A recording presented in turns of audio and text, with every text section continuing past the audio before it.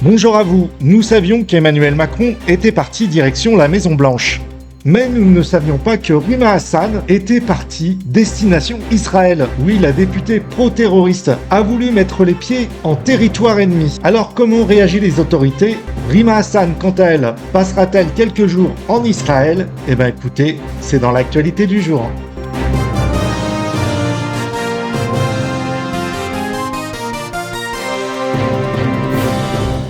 Alors, je vous le dis tout de suite, c'est pas une blague. Rima Hassan a voulu mettre les pieds en Israël. Alors, il y a une photo qui a été prise récemment, ce matin, voyant la députée européenne, pro-palestinienne et surtout pro-Hamas, dans un avion, direction l'Israël.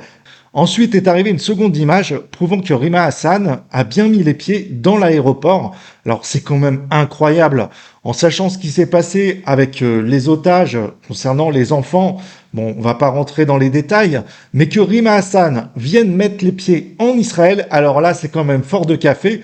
Elle a quand même l'art de la provocation. Mais pourquoi cet acte? Pourquoi cherchait-elle à mettre les pieds là-bas? Est-ce qu'il y a une défaillance vis-à-vis de l'Israël? Est-ce que tout simplement, personne n'était au courant? Je vous propose qu'on écoute cette vidéo. Rima Hassan refoulée à l'aéroport de Ben Gurion, c'était prévisible. Pourquoi ça ne s'est pas fait en amont? Pourquoi avant même que cette députée très anti-israélienne, cette députée européenne, ne prenne l'avion pour Israël, la diplomatie israélienne n'a-t-elle pas interdit qu'elle se dirige même vers le territoire israélien?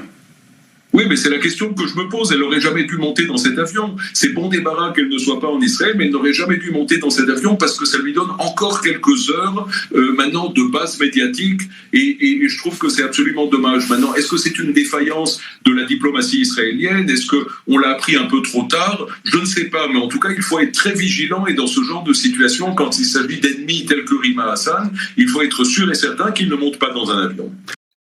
Et là encore, on peut se poser la question, pourquoi les autorités françaises n'ont rien fait? Ils ont laissé en fait Rima Hassan prendre un billet pour l'Israël et décoller tranquillement pour aller là-bas. Franchement, il y a des choses qui m'étonnent. Alors, est-ce que il n'y a pas une défaillance aussi de l'autorité française, en sachant bien sûr que les propos de Rima Hassan et tout ce qu'elle a dit concernant l'Israël sont carrément dangereux, quoi. Donc, il y a un problème quelque part, c'est sûr. Bon, du coup, elle fera un aller-retour puisque les autorités ont décidé de refuser l'entrée sur le territoire d'Israël de Rima Hassan. Je vous propose qu'on écoute cette personne.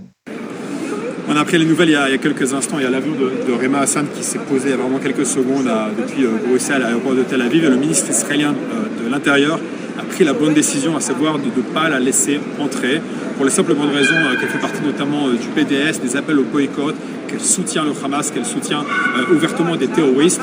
Il y a beaucoup de Français ici qui l'attendaient, il y a beaucoup de monde qui se sont mobilisés à Paris, à Bruxelles, à Jérusalem, à Tel Aviv, des personnalités de droite, de gauche, des personnes religieuses, des personnes non religieuses. On a peut-être beaucoup de divergences sur la scène intérieure, mais sur ce genre de choses, on est tous unis. Et c'est un grand soulagement de savoir qu'une soutien du terrorisme n'en trouvera pas. Et je remonte à nouveau à ces deux photos des Bibas, notamment après les propos ignobles que Rima a tenus sur les Bibas. Je suis évidemment extrêmement, et on est tous ici soulagés de savoir qu'elle ne trouvera pas en Israël, elle ne pourra pas nous infliger cette insulte. Bon, dans tout ça, je pense que finalement, Rima Hassan a voulu faire le buzz, elle a voulu qu'on parle d'elle médiatiquement. Elle savait très bien qu'elle serait refusée sur le territoire israélien. Donc c'est un coup médiatique, mais surtout une manipulation, encore une manipulation de Rima Hassan qui cherche à faire parler d'elle. À quand le courage politique d'évacuer cette femme qui n'a rien à faire à la Commission européenne, qui n'a rien à faire en tant que députée, qui n'a rien à faire dans un parti politique? Sur ce, je vous dis à très bientôt les amis pour de prochaines vidéos. Ciao!